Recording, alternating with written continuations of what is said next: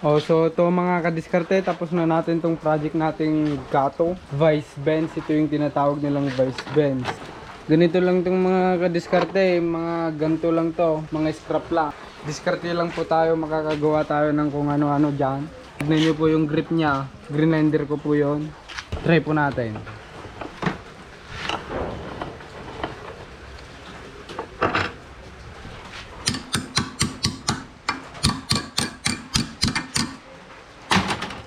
So yan po mga kadiskarte, diskarting Ilocano po. Tignan nyo po. Yung gato. Ito ko lang to, ganito to. Binili ko to sa junk shop. Tapos nagawa ko na pala to. Itong ganito niya pala binili ko to sa hardware pero pinamachine shop ko to. Machine shop lang to. Tapos ganyan to.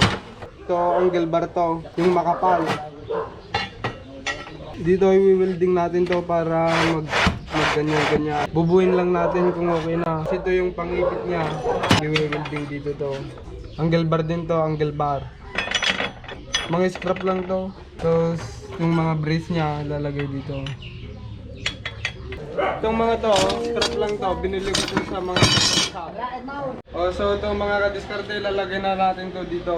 We-welding natin ng full weld.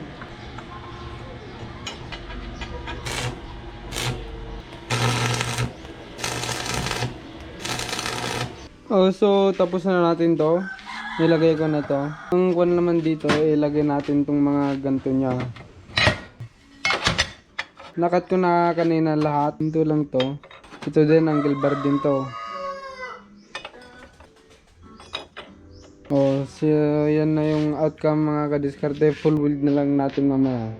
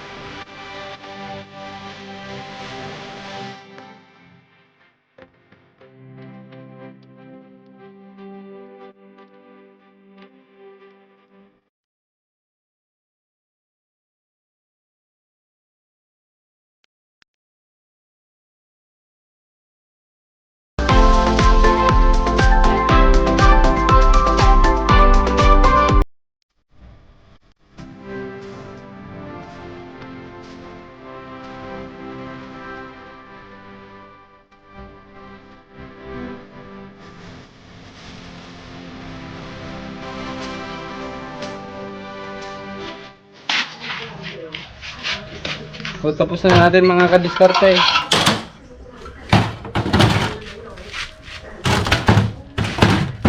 Bigat.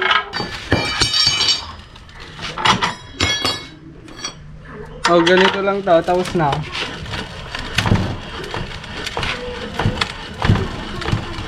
Full weld to lahat. Full weld. Tapos tignan mo tong kanya, oh. Itong ipin niya. Full weld yan.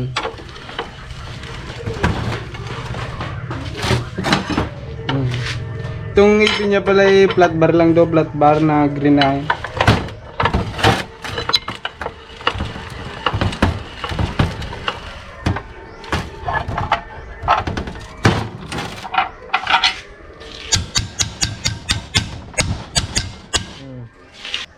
Full weld. Paglagyan ng langis. O, tignan nyo mga kadiskarte. Tapos na natin, mga scrap lang to. Scrap metal lang. Diskarte po tayo mga kadiskarte. Pipinturan na natin ng green. Pakita mo di brand na tanong. Green nga raw. Pakita mo di brand na. Yamaha green. Tapos time lapse ko na ba? Time lapse mo makita ka.